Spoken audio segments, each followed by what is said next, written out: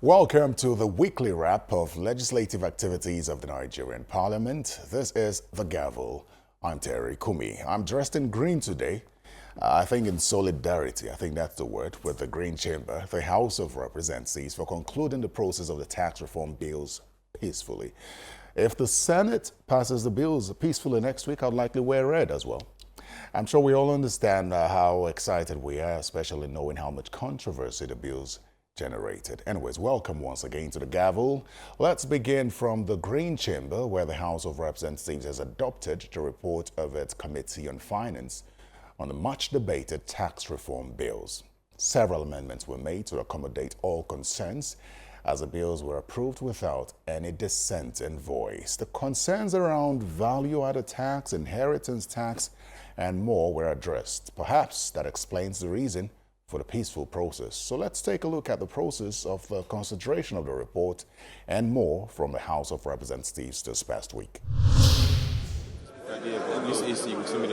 On Thursday, other items on the order paper were suspended for what the Speaker described as the most important issue, the consideration of the report of the Finance Committee on the very popular tax reform bills. Mr. Speaker, honorable colleagues, the first bill considered, the Nigeria Tax Bill, as the chairman of the committee highlights the key amendments. In the amendment, the inheritance tax is defined as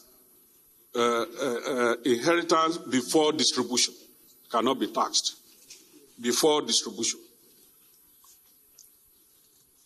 Reduction of VAT rates to 5% or alternatively maintain the current rate of 7.5%. The committee adopted the 7.5%. Recommendations for the reinstatement of contributions towards NASENI, NIDA, and a call to ensure continuous funding from the development levy. This, of course, was retained without sunset clauses. The recommendations in the Nigeria Revenue Service Establishment Bill and the Joint Revenue Board Bill were also adopted. The explanatory memorandum. The final bill was the Tax Administration Bill, with the most amendments, as highlighted by the chairman of the House Committee on Finance. Distribution of VAT revenue. 50% will be distributed equally. 20% will be distributed based on population. 30% will be distributed based on consumption. Emphasis has also been placed on the actual place of consumption, irrespective of where the returns are filed. We proposed for our military men and women, especially those in war fronts, that in view of what they are going through, there is no sacrifice that is too much. And we propose that their payee, personal income tax, they be exempted from personal income tax. In other laws that this Parliament has passed, more especially the Finance Act, the Karma Act, and of course the People Living with Disabilities Act, majority of them have a moratorium in those laws because of the punishable component of it, which is going to come in Section 99. But here it captures where it deploys. Notwithstanding, I think I would like the chair or members to look at the possibility of having a moratorium with regards to implementing fiscalization. The key word there is where. Where they didn't do it, people are not liable. So where they did it, where they did the fiscalization, they assure the technology has reached there. I think that's the key word there is where. I believe that what we have, honorable colleagues here, for those who are not members of this particular ad hoc committee, is the handwork of not a few, but of all. 36 members plus the regional and zonal caucus leaders. 100% consent and assent of all of them. The new tax bills, consequently, will repeal several acts, including the Companies Income Tax Act of 1979, the Value Added Tax of 1993, Personal Income Tax of 1993, Federal Inland Revenue Service Establishment Act of 2007, Capital Gains Tax Act of 1967, Stamp Duties Act of 1939, amongst others. While the amended bills include the Petroleum Industry Act, the Nigeria Export Processing Zones Act, Oil and Gas Free Trade Zone Act, the Customs, Excise Tariffs, and more. The 4 tax bills now await a third reading in the House and passage by the Senate before onward transmission to the President. Meanwhile, the CBN directive to commercial banks on the increase in ATM transaction charges and stoppage of free ATM withdrawals from customers from other banks was tabled as a matter of urgent public importance.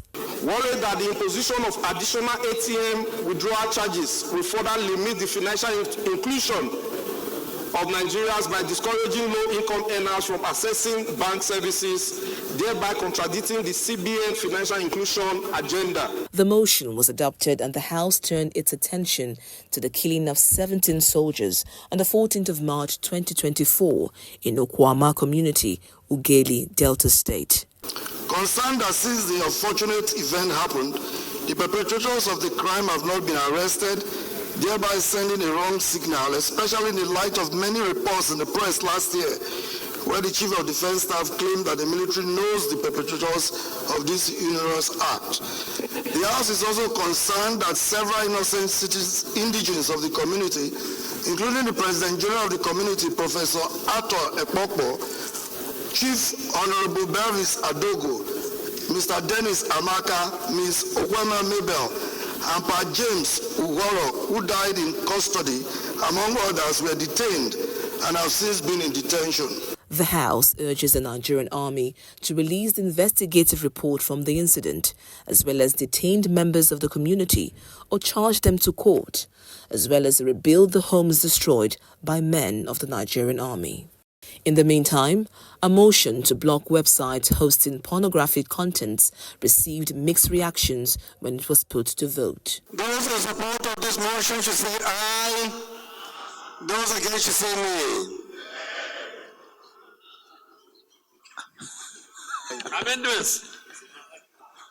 Amendment, Mr. Speaker. I will put the question again. Those in support of this motion should say aye. Aye. Those against should say nay. The ayes have it. Following a motion of urgent national importance by Honorable Akin Rotimi on the outbreak of diphtheria in King's College, Lagos, the House of Representatives is asking the Ministry of Education to take immediate and decisive measures to strengthen health and safety protocols in all federal unity colleges, with particular attention to addressing the situation at King's College.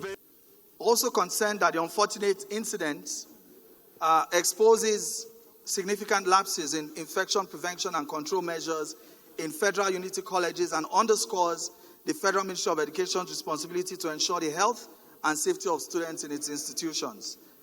Acknowledges the prompt intervention of the Lagos State government in activating Emergency Operations Committee, isolating and treating affected students, and initiating a mass vaccination campaign to contain the spread of the disease. Away from the chamber, the House of Representatives Committee on Public Petitions has issued a warrant of arrest on the Executive Secretary of the Federal Capital Development Authority, Mr. Richard Dauda, over alleged breach of building code in the Federal Capital Territory. The Inspector General of Police has also been directed to arrest and present to the committee the Director, Department of Development Control of the FCTA, Mr. Mukhtar Galadima, and the Director of Regional Planning of the FCT. The chairman of the committee, Honorable Mike Etaba, explained that the decision was to compel them to appear before the committee on the 28th of this month to explain their role on the committal of alleged infraction after they failed to honor the committee's invitation and summons. Police should bring the Director of Development Control, FCDA, and the Executive Secretary, FCTA, and also the Regional Planning Officer, FCT, so that we ascertain the maps they have for us to arrive on a proper conclusion on this matter. So matter adjourned to 18th of March 2025. Let's head now to the Senate, where the Senate President received a vote of confidence from senators after appearance of Senator Natasha Akpoti-Uduaghan at the Interparliamentary Union meeting, where she tabled her suspension and sexual harassment allegations before the United Nations. It triggered a response from the Senate.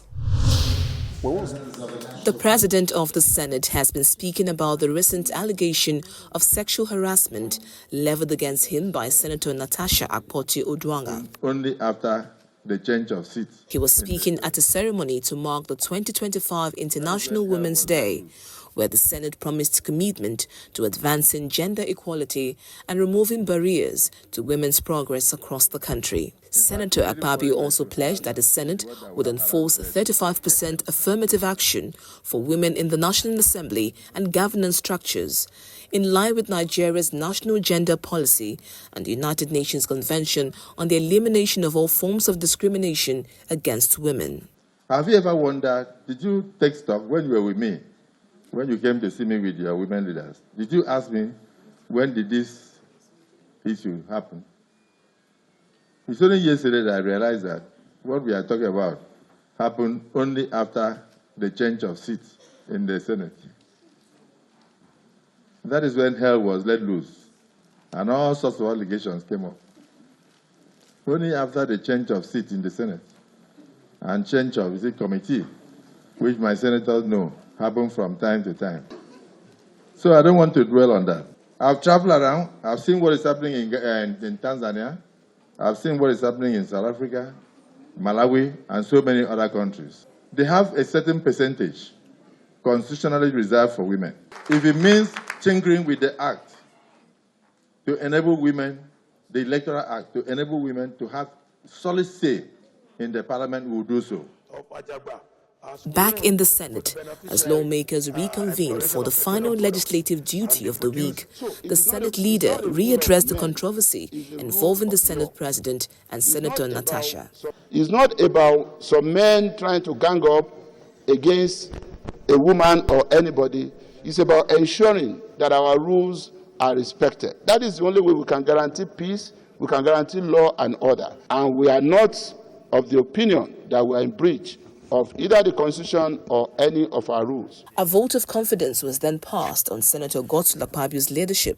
We have heard you so loud and so clear, but we need to concentrate on our work. We also communicate this by moving a vote of confidence in the Senator Godswill Akpabio leadership of this Senate. Joining plenary shortly after, the president of the Senate, Godswill Akpabio, acknowledged the gesture. The Senate is one and bonded together by destiny and by God Almighty through elections. The 10th Senate is together, united in purpose. It's also important for the public to know that whatever decision we arrive at here is unanimous. Separately, lawmakers commenced a debate on the Electoral Act Amendment Bill of 2025, seeking to introduce early voting in Nigeria's electoral system. Over 1 million citizens who play critical roles in ensuring the smooth conduct of the elections are disenfranchised.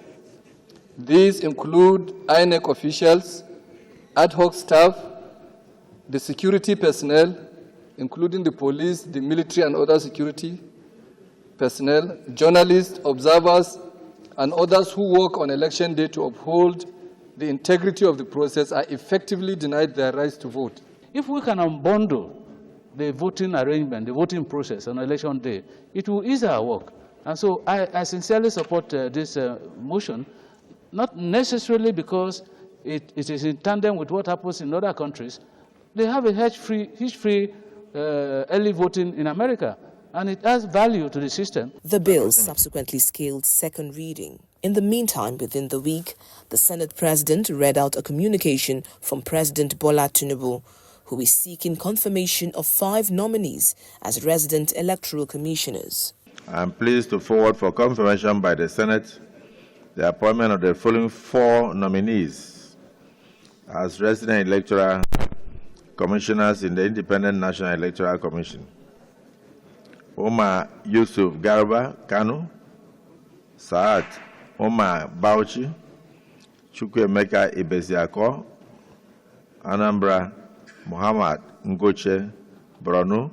In another letter, President Tinubu sought confirmation for the nomination of Mr. Sylvester Ndidi as the Controller General of the Nigeria Correctional Service. I'm pleased to present for confirmation by the Senate the appointment of Mr. Nwakuche Sylvester Ndidi as Comptroller General, Nigerian Correctional Service. Well, welcome back to the Gavel. The breakdown this week is on the report on tax reform bills adopted in the House of Representatives. The Executive Director of the Policy and Legal Advocacy Center, PLAC, Mr. Clement Wankwo, speaks on some provisions of the bill. Take a listen.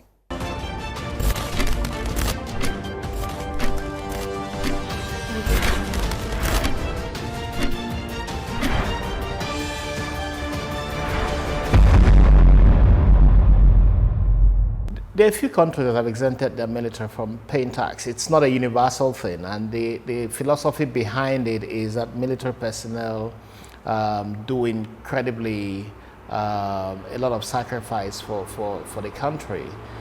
Some are killed, and the families suffer that loss. Some are in constant combat. And in Nigeria, you have a whole lot of military personnel who are on active combat duty internally, especially. So it wouldn't be something that is not welcome, especially given that salaries are low anyway.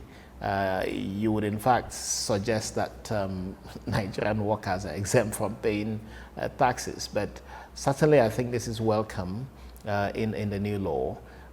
You do have additional provisions in the new law, for instance, that talks of criteria for sharing VAT proceeds, which includes population. I think it's something to look at very closely as well, whether it's population or derivation or whatever the criteria is. It's something to look at very closely. I think that the argument of the initial bill was that a lot of it should be derivation based.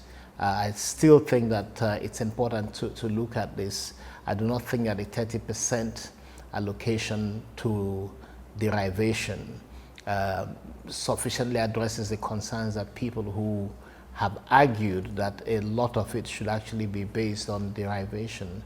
So I think it's something to look at. We're looking at, in this country, what is called fiscal federalism. This hasn't necessarily addressed it. This actually emphasizes a whole lot of dilution of what should be federalism that this country practices. So there might be a need to look at the percentage allocation as well. And you know, if you have a huge population, you should be generating a lot of tax proceeds as well. So in that case, derivation should, in economic terms, favor a particular location where taxes are generated more. So I don't know whether this is a final decision. I think this was passed in the House of Representatives. We don't know what the Senate comes up with, and then we don't know what the harmonization becomes. But it's important to look at derivation as a major principle for the sharing of VAT proceeds. I think the issue of tax exemptions in this country have been widely abused. Actually, it's become a corruption pot where people are supposed to pay taxes and they get waivers. We've seen that especially with customs. In the last administration, there was a major abuse under the Buhari administration. I think this is a very important decision in this bill, that there should be no exemption without parliamentary approval. And it needs to be further stated in the bill that that parliamentary approval should originate for public interest purposes only.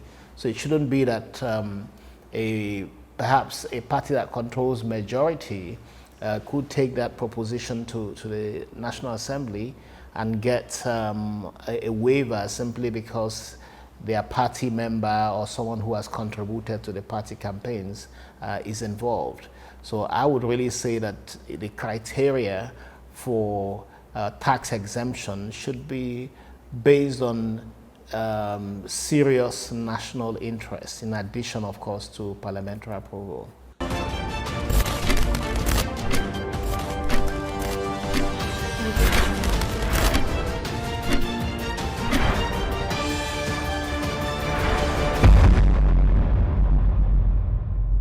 Now, our guest on Constituency Focus this week represents Moba Ilejemeje Idosi constituency of Ekiti State in the House of Representatives, Honorable Kolawole Akinlayo.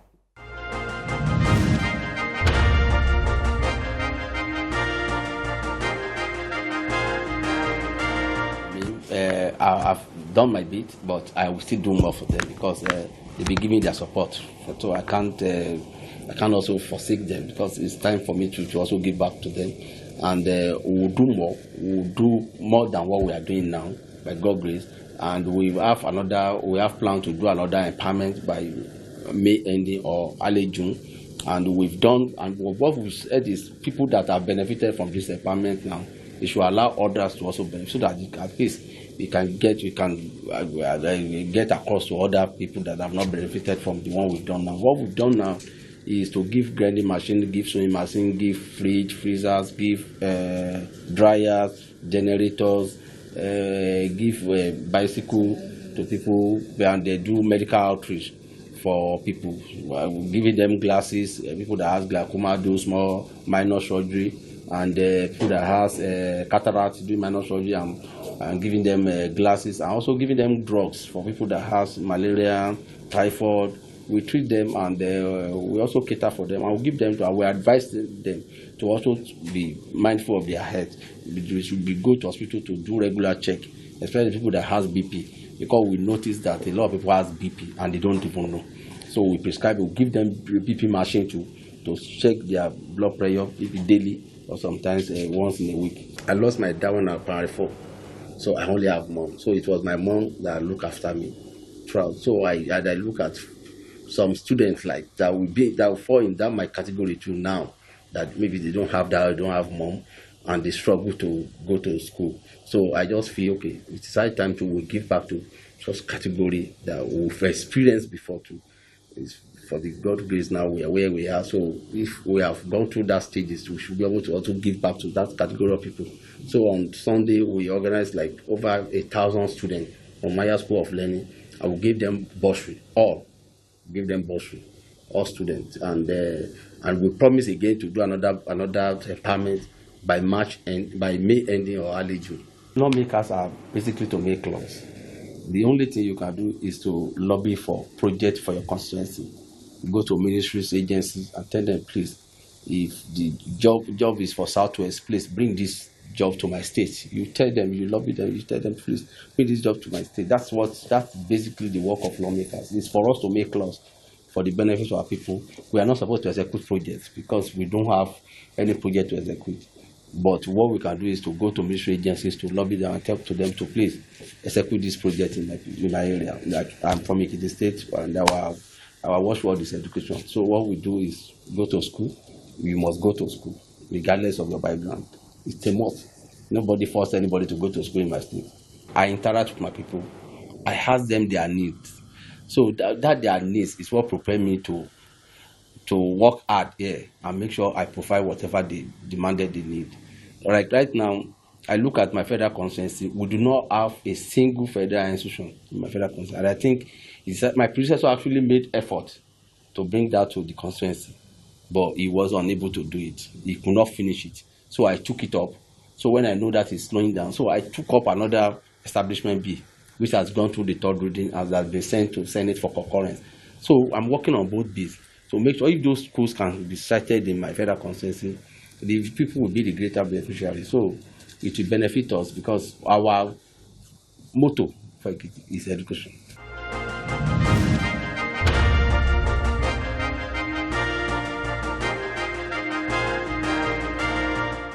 And that's it on The Gavel this week. Remember to send your feedback to thegavel@channelstv.com. I'm Terry Ikumi. Goodbye.